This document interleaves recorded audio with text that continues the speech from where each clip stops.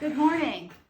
This is Ellen at Sisters 3 Farm, and I wanted to pop in and say hello, see how everybody's doing, and give you an update about what I've been up to and how my summer wall hanging is going.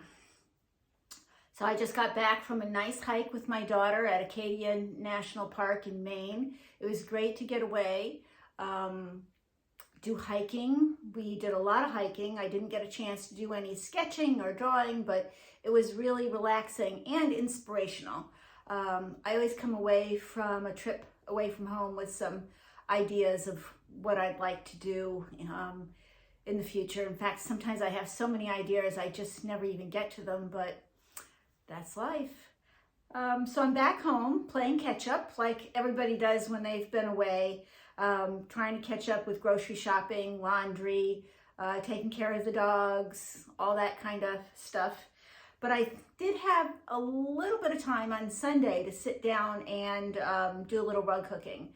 And I thought I would show you what I've been doing.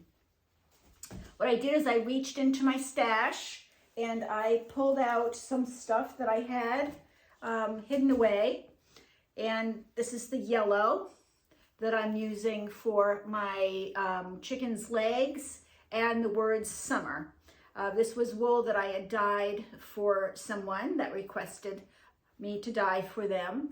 And this was the leftover, what she didn't purchase, and I kept what she didn't purchase, and I'm using that. So it's great to build your stash.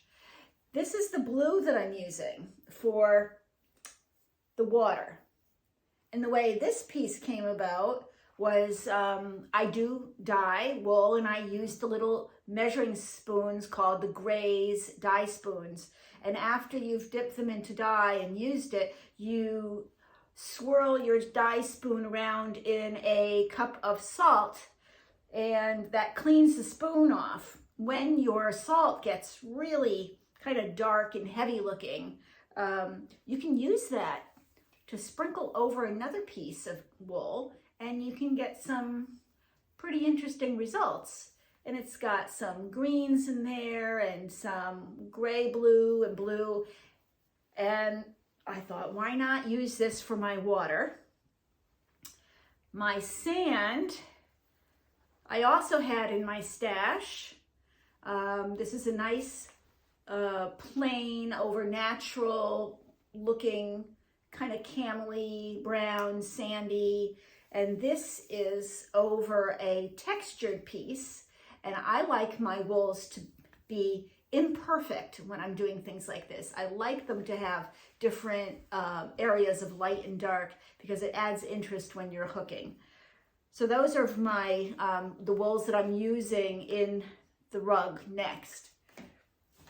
And now I'm going to show you what I've gotten done so far, which isn't a lot, but it's enough.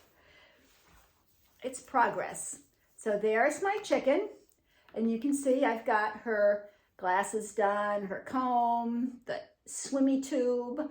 I got the legs in. I started the S on summer, which looks a little blobby now because it's not defined, but it'll look just fine when I get some holding color around it. And I started to define where the sky and ocean are, and down here will be the sandy beach. So it's just very simple, just fun, simple. It's going to go on my door, and it's part of my 4 seasons that I really was a goal that I wanted to do, some 4 seasonal little wall hangings for a blank space on my door that actually is on the inside, so when I walk by it all the time, I have something to look at. So it brings me joy.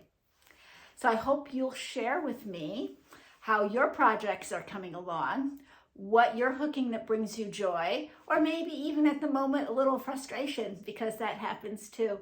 And I just love sharing my love of rug hooking, and I hope you'll use the Sisters 3 Farm All Things About Rug Hooking page to share your joy of rug hooking, and check in and show us what you're doing. And if you have questions or concerns, I'll be happy to answer them.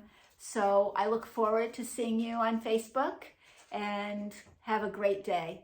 This is Ellen at Sister Sui Farm. Bye.